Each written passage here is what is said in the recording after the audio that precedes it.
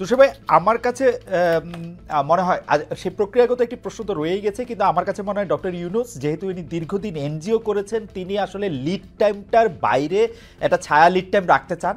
কারণ তিনি মনে করেন যে তার কথা তিনি যদি ডিসেম্বরের পরে এটা না দিতে পারেন, এটা যদি জানুয়ারির প্রথম সপ্তাহ যায়, তাইলেও তিনি কথা না রাখার দায়ে উনি ডেলিভারেবলসটা এরকমই রাখতে চান, এটা আমার মনে হয়।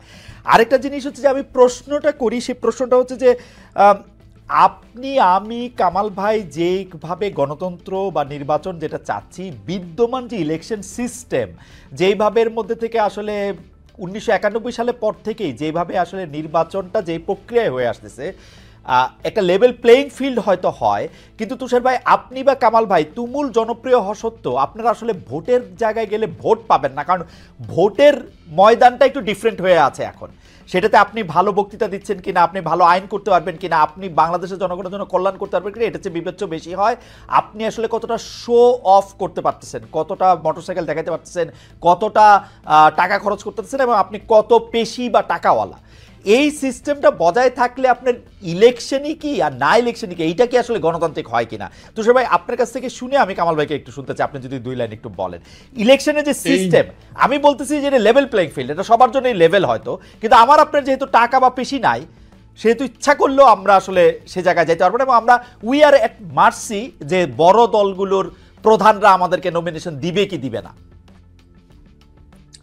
আপনার এই কথায় কিছুটা সত্য আছে, কিন্তু এই কথায় সত্য থাকলেও আমাদেরকে বুঝতে হবে যে আমাদের জনগণ যদি শো অফ পছন্দ করেন, যে কথা এনসিপিও বলেছে, সার্জিস বলেছে যে জনগণ এই ধরনের শো অফ পছন্দ করেন, গাড়ি নিয়ে তাদের শক্তি প্রদর্শন করলে জনগণ মনে করেন যে যিনি ভোট চাইছেন তিনি শক্তিশালী। জনগণ যদি এই বিষয়কে গুরুত্বের সাথে দেখেন, তাহলে ধরে নিতে হবে আমাদের জনগণ এইরকম শাসকই চান। জনগণ যেরকম শাসক চাইবে সেই রকম শাসকই তারা পাবেন। আমরা এই জন্য নির্বাচনী ব্যবস্থাকে প্রশ্নবিদ্ধ করতে পারি না যে আমাদের জনগণ ঠিক জায়গাতে ভোট দিতে পারে না। যদি এটাই হয়, আমরা মনে করি যে জনগণ ঠিক মতো ভোট দিতে পারে না, তাহলে তো আগের সরকারের কথাবার্তাও ঠিকই থেকে যায়। তারাও তো বলতেন যে উন্নয়ন বেশি দরকার, জনগণ উন্নয়ন বুঝে না, সেই জন্য উন্নয়নের স্বার্থে ক্ষমতা ধরে রাখতে হবে।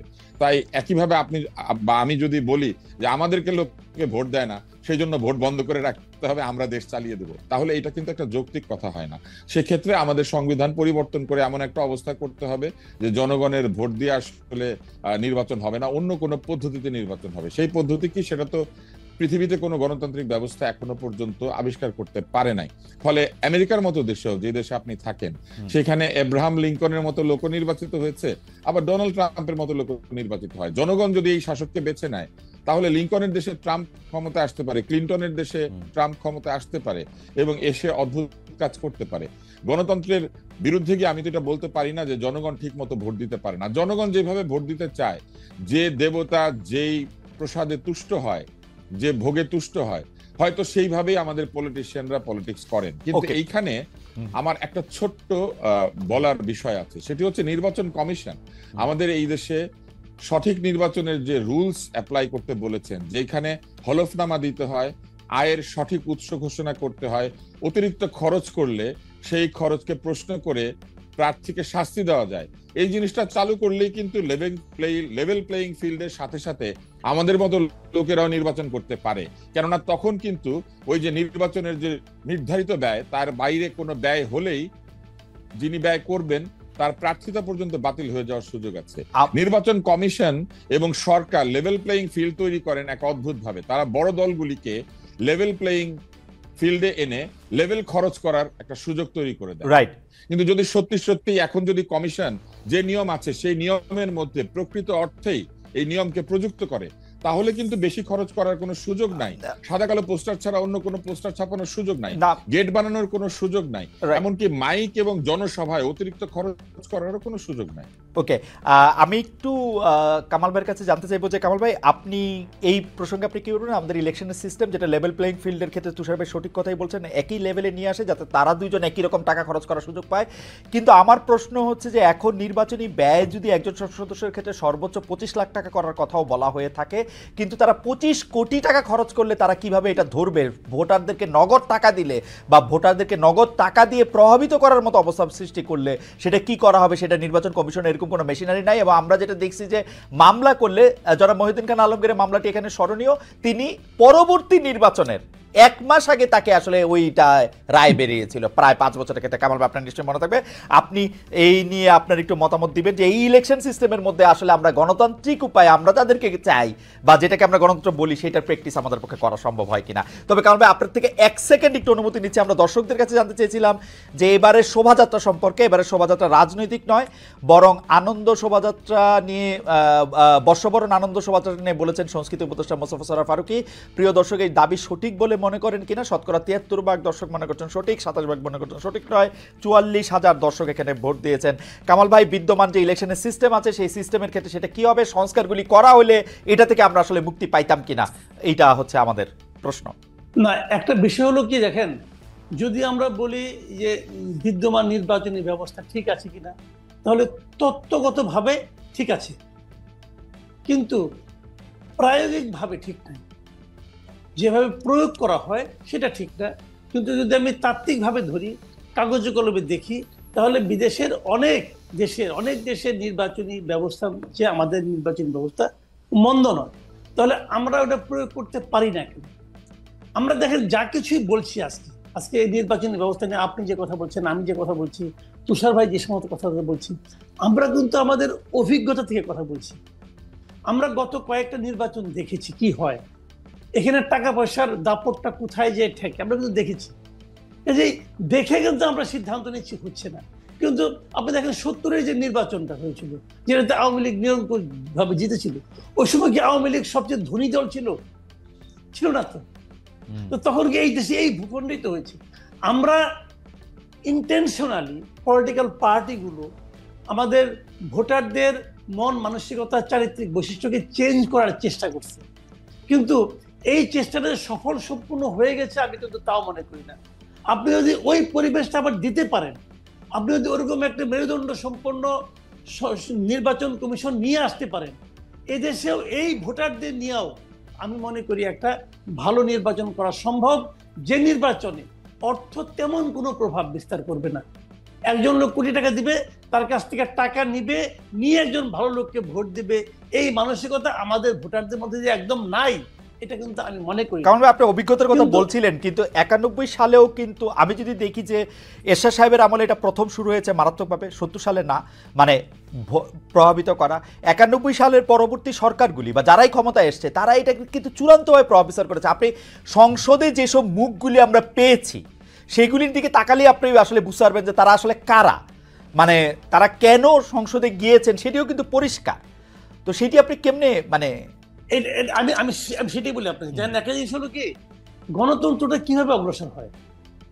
গণতন্ত্রটা কিন্তু অগ্রসর হয় trial and error basis. Right. মনে করেন একটা ঘটনা ঘটে, ওই ঘটনার পরিণতি দেখে আরেকজন শিক্ষা নেয়, এইভাবে কিন্তু চলতে এটা কিন্তু একদিনের ব্যাপার না। গণতন্ত্র কিন্তু একদিনে আসে না।